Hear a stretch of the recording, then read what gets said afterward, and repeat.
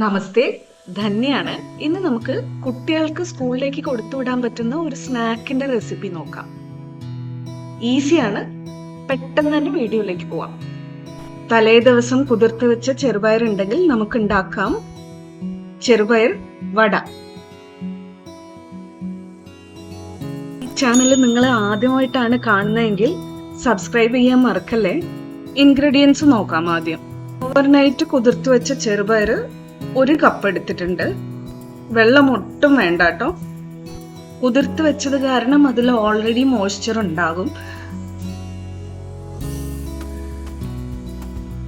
നല്ല പൊടിയായിട്ട് അരിഞ്ഞു വെച്ച വലിയുള്ളി 1/4 കപ്പ്, നീളമുള്ള പച്ചമുളകിന്റെ ഒരു പകുതി പൊടിയായി അരിഞ്ഞത്, അത് ഏകദേശം 1/4 ടീസ്പൂൺ കാണും. നല്ല ഫൈനായിട്ട് ഗ്രേറ്റ് ചെയ്ത ഇഞ്ചി 1/4 ടീസ്പൂൺ, ജീരകം 1/2 ടീസ്പൂൺ,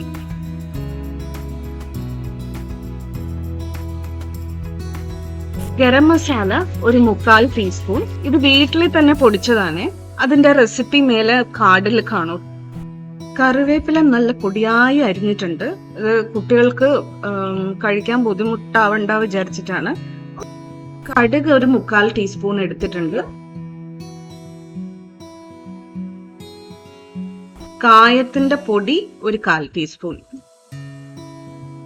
കുതിർത്ത് വെച്ച ചെറുപയറ് നല്ല തരിതരിപ്പായിട്ട് അരച്ചെടുക്കുക.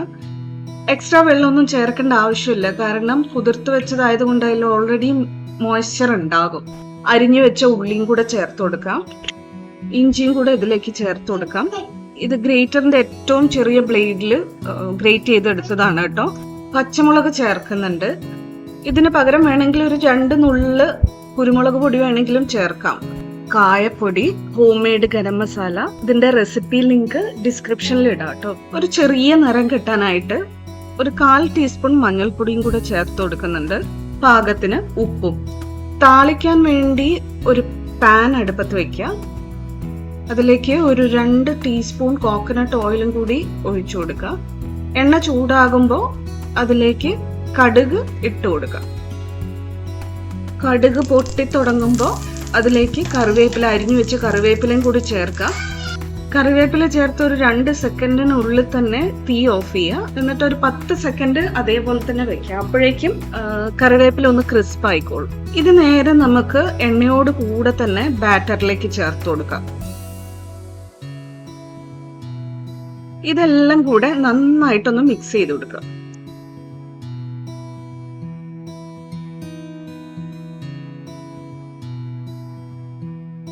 ഇപ്പൊ ഫ്രൈ ചെയ്യാൻ പാകത്തിന് റെഡി ആയിട്ടോ. കുറച്ച് ഡീപ്പായിട്ടുള്ള കുഴിവുള്ള ഒരു ചെറിയ പാൻ വെച്ച് കൊടുത്തിട്ടുണ്ട്. എന്തിനാ ഇങ്ങനെ ചെയ്തെന്ന് വെച്ചാല്, ഇങ്ങനെയുള്ള പാൻ എടുക്കുമ്പോൾ നമുക്ക് ഫ്രൈ ചെയ്യാൻ വേണ്ടി അധികം ഓയിൽ യൂസ് ചെയ്യേണ്ടി വരില്ല. കുറച്ച് എണ്ണയിൽ തന്നെ നമുക്ക് വട ഫ്രൈ ചെയ്തെടുക്കാം. പാകത്തിന് എണ്ണ ഒഴിച്ചിട്ട് ഹൈ ഹീറ്റിൽ വെക്കാം. എണ്ണ ഒന്ന് നല്ലോണം ചൂടായി കഴിഞ്ഞാൽ മീഡിയം ഹീറ്റിലേക്ക് കുറച്ച് വെക്കാം. ഇങ്ങനെ ചെയ്തിട്ടില്ലെങ്കിൽ നമ്മൾ ഫസ്റ്റ് ബാച്ച് വട അതിനകത്തേക്ക് ഫ്രൈ ചെയ്യാൻ ഇടുമ്പോൾ അത് പെട്ടെന്ന് പുറം ഭാഗം കരിഞ്ഞോ ഉള്ളു വേവേയില്ല. ഇനി ഒരു സ്പൂൺ ഉപയോഗിച്ചിട്ട് ബാറ്റർ കുറച്ചായിട്ട് എണ്ണയിലേക്ക് ഇട്ട് കൊടുക്കാം. ഇങ്ങനെ ചെയ്യുന്നതാണ് രാവിലത്തെ ആ തിരക്കിനിടയ്ക്ക് കയ്യിലൊന്നും ആക്കാതെ ഇങ്ങനെ ചെയ്യുന്നതാണ് നല്ലത്. ഈസിയാണ്. പിന്നെ കുട്ടികൾക്ക് എടുത്ത് കഴിക്കാനും ഈ ഒരു പാകത്തിനുള്ള വടയാവുന്നതാണ് നല്ലത്. നമ്മൾ വലിയ റൗണ്ടാക്കി അതിനിടയിൽ ഒരു ഓട്ടയൊക്കെ വെച്ചിട്ട് ഇടുമ്പോഴത്തേക്ക് നമുക്ക് ഒരുപാട് സമയം എടുക്കും. ഇങ്ങനെ ചെയ്ത് നോക്കും, ഈസിയാണ്, കുട്ടികൾക്കും എളുപ്പമായിരിക്കും. ഒരു മീഡിയം തീയില് തിരിച്ചു മറിച്ചു ഇട്ട് കൊടുത്തിട്ട് ഒരു ഗോൾഡൻ ബ്രൗൺ ആവുന്നത് വരെ ഫ്രൈ ചെയ്തെടുക്കുക. അപ്പോഴേക്കും വടയുടെ ഉൾഭാഗവും കൂടി നല്ലോണം വെന്ത് സോഫ്റ്റ് ആയിക്കോളും. ഇതിപ്പോ റെഡി ആയിട്ടുണ്ട്. നമുക്ക് എണ്ണയിൽ നിന്ന് മാറ്റാം. അതേപോലെ തന്നെ ബാക്കി ഓരോ തവണയായിട്ട് ഓരോ ബാച്ചസ് ആയിട്ട് ഫ്രൈ ചെയ്തെടുക്കുക.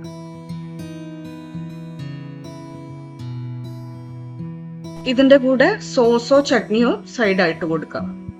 വീട്ടിൽ ട്രൈ ചെയ്തിട്ട് ഫീഡ്ബാക്ക് പറയണേ. ഇഷ്ടപ്പെട്ടാൽ ലൈക്ക് ചെയ്യാനും കമന്റ് ചെയ്യാനും മറക്കല്ലേ.